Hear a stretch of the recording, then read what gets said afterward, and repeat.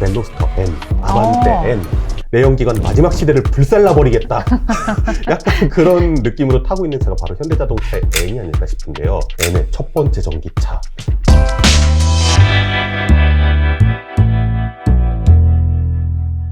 오늘도 핫한 모빌리티 이슈 전해드리도록 하겠습니다. 우리도 그런 거 해봐요. 새해 얼마 안 지났잖아요. 새해 신차 전망. 오, 그거 재밌죠. 네. 사실 자동차를 좋아하시는 마니아분들이라면은 새해가 되면은 올해 어떤 차가 등장할까 조금 기대를 많이 하시곤 합니다. 특히 지금 파워트레인이 내연기관에서 전기차로 바뀌고 있는 시점이잖아요. 그러다 보니 아무래도 좀 더 궁금증이 많으실 텐데요. 제가 여기저기서 좀 정보를 많이 긁어와가지고 한번 좀 정리를 해서 한번 전달 드리도록 하겠습니다. 참고로 이거는 진짜 예상 일정일 뿐이지 네. 제조사에서 약간 일정을 변동할 수 있다는 점도 조금 이제 참고하셔가지고 봐주시면 감사하겠습니다. 여러분은 올해 나오는 신차 중에 전기차가 더 많을지 아니면 내연기관차가 더 많을지 이거 한번 고민하시면서 이야기 들으는 것도 관전 포인트가 될 것 같습니다.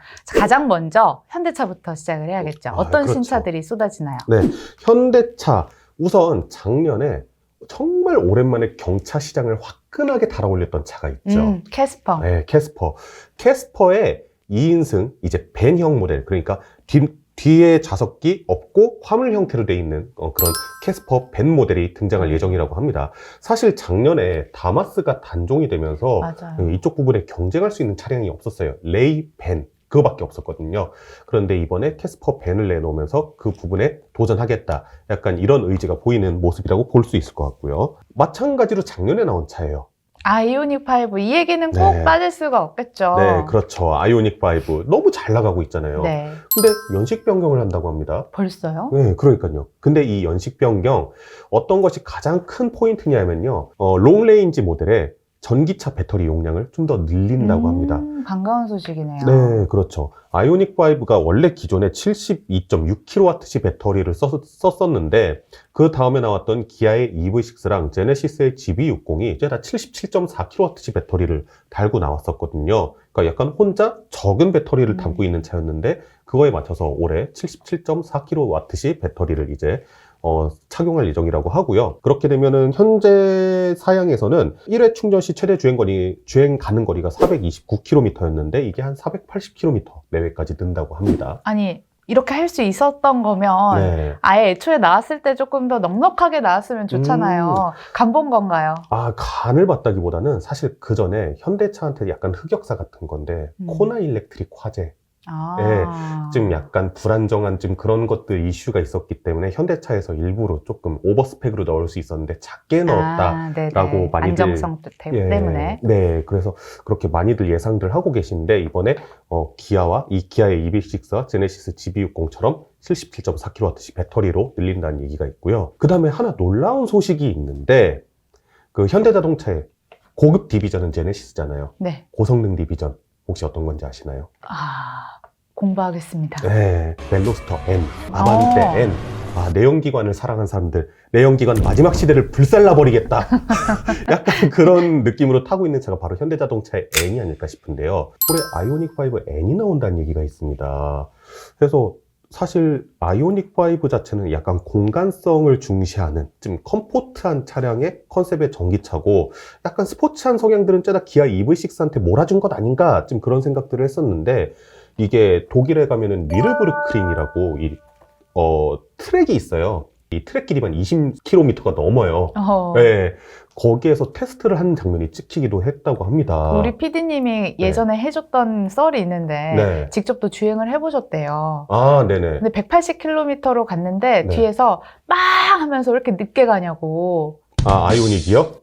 아니요. 니르부르크링에서? 네, 니르부르크링. 순간 오해를 했습니다. 공공도로에서 180km 이런 말씀 하셔도 되는 건가? 약간 그렇게 생각하고 있었는데. 그쵸. 니르부르크링 같은 경우에는 뒤에서 빠르게 차가 오면은 일단 우측 깜빡이 켜고 비켜줘야 됩니다. 네.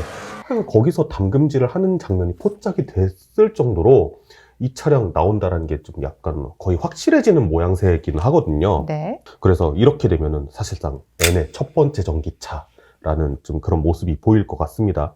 이게 향간에는 출력이 500마력대 후반에서 600마력까지 나올 수도 있다고 하고요. 그렇게 되면 제로 100, 시속 0에서 100km까지 가속이 3초 초반대 이뤄진다고 합니다. 이 정도면 포르쉐인데요? 거의 그 정도 수준으로 네. 담금질을 해서 나온다고 하니 사실 이 부분 좀 기대해 볼 수 있을 것 같습니다. 그리고 저희 서울 모빌리티 쇼에서 봤었던 프로페시 콘셉트 기억하시나요? 아우, 포르쉐랑 정말 닮아서 네. 깜짝 놀랐죠. 조선의 포르쉐라고 예, 예. 불렸던 그 프로페시 콘셉트. 제가 그때 말씀드렸죠. 이거 내년에 아이오닉 6로 나옵니다. 음. 네. 그 아이오닉 6가 2분기에 나올 예정이라고 합니다. 네. EGMP 플랫폼을 바탕으로 만든 현대자동차의 두 번째 전용 전기차고요. 그 다음에 작년에 나왔었던 제네시스 G80 일렉트리파이드에 이어서 세단형으로 나오는 두 번째 전기차입니다. 아이오닉 6가 프로페시 콘셉트를 이미 사람들한테 보여줬잖아요. 사람들이 완전 디자인 강렬하다, 포르쉐다 막 이러고 있었는데 왠지 무슨 얘기 하실 것 같아요. 그러니까 콘셉트카랑 양산차랑 너무 다르다 뭐 그 얘기 하시려나? 네. 곡선 까시는 게? 지금 위장막 덮고 테스트 중인 차량들이 몇 번 사진이 찍혔거든요. 근데 포르쉐가 아니라 1세대 아반떼가 있다. 뭐라고요? 네, 95년식 아반떼가 왜 저기 뭐라고요? 있느냐. 약간 위장막을 벗고서도 그 강렬했던 이미지가 너무 순둥순둥해져 있는 게 보인다라고 사람들이 하도 얘기들을 많이 해가지고 현대차에서도 현재 지금 출시를 앞두고 되게 고민이 많은 상황이라고 그렇게 전해 들었습니다. 저도. 네. 팰리세이드의 페이스리프트 모델 나오는데요. 팰리세이드 정말 카테크를 창시한 모델입니다. 이거 처음 나왔을 때 전국에 있는 가장들이 이 차 내가 사겠다 하고 돈을 쥐어들고 현대차 매장에 갔었던, 그래갖고 실제로 그때 팰리세이드 사려면은 1년 넘게 기다려야 됐어요. 그래서 중고차 시장에서 신차보다 오히려 비싸게 나타나는, 그래서 카테크의 원조다라고 했었던 이 모델이 이게 벌써 4년 전 얘기더라고요. 시간이 무엇? 그러니까요. 근데 이번에 팰리세이드의 페이스리프트 모델이 출시가 된다고 하고요. 그렇게 되면 또 아버지들의 사랑을 듬뿍 받을 수 있지 않을까, 그렇게 생각이 됩니다. 올 11월 코드명 GN7 7세대 그랜저가 이제 공개를 눈앞에 두고 있습니다. 아마도 내연기관의 마지막 그랜저가 되지 않을까 싶은데요. 그래서인지는 몰라도 1세대 그랜저, 우리가 흔히 각 그랜저라고 많이 하는 1세대 그랜저의 디자인들을 상당히 많이 오마주를 했다고 해요. 네. 약간 추억에 젖어가지고 이렇게 한번 되짚어보자 뭐 그런 느낌인가요? 그렇죠. 얼마 전에 1세대 그랜저를 바탕으로 만든 전기차 이런 것들 해가지고 고양 모터 스튜디오에 전시했을 때 사람들은 막 향수에 젖어서 막 그랬었거든요. 근데 이번에 7세대에 나오는 그랜저, 지금 현재 위장막만 봐도 상당히 각진 디자인에, 특히 C필러의 쿼터 글라스 이런 것들 봤을 때 1세대 그랜저를 많이 오마주했다, 이런 것들 보여진 느낌이라고 하고요. K8이 등장했을 때 사실 예상은 했어요. K8이 전장이 5m가 넘었거든요. 이게 중대형 차에서는 처음인 건데, 사실 K8의 전신이었던 K7 때부터 묘하게 그랜저와 K7은 크기를 가지고 약간 엎치락뒤치락 하던 게 있었어요. 그러니까 그랜저가 있었는데 K7 신형이 나오면은 그랜저보다 조금 크게 나오고, 그랜저가 부분 변경하면서 K7보다 조금 더 크게 만들면은 또 K7이 부분 변경할 때 조금 크게 만들고, 이렇게 하다 보니까 지금 5m를 넘어섰고요. 이번에 나오는 그랜저 GN7 K8보다 K8보다 더 클 거라는 전망이 있고요. 이게 정부가 올해 자율주행 레벨 3, 저희가 지난주에 전달해 드렸었죠. 맞아요. 자율주행 레벨 3가 등장할 것이다 라고 예상을 하고 있는데, 모카에서도 뭐 말씀하시긴 했는데 이 그랜저의 자율주행 레벨 3 당길 수도 있겠다라는 전망, 저도 충분히 가능성 있는 그런 내용이라고 봅니다. 네. 자, 이번에는 현대차에 이어서 기아의 또 신차 출시 일정도 따져보겠습니다. 어떤 것들이 있죠? 네, 기아는 사실 재작년 말에 사명을 바꿨어요. 기아 자동차에서 기아로. 예. 그러면서 작년에 스포티지, K8, EV6 같은 걸출한 막 신형 모델들을 내놨었잖아요. 그래서 올해는 니로를 제외한 아예 신차는 없습니다. 부분 변경, 페이스리프트 모델이라든가 아니면은 파워트레인 변경, 이 정도가 좀 있을 것 같고요. 우선 처음으로 대기 중인 모델, 저희 작년 서울 모빌리티 쇼 가서 봤었던 니로. 네. 가장 기본형인 하이브리드 모델은 1월 중에 이제 판매가 시작이 된다고 하고요.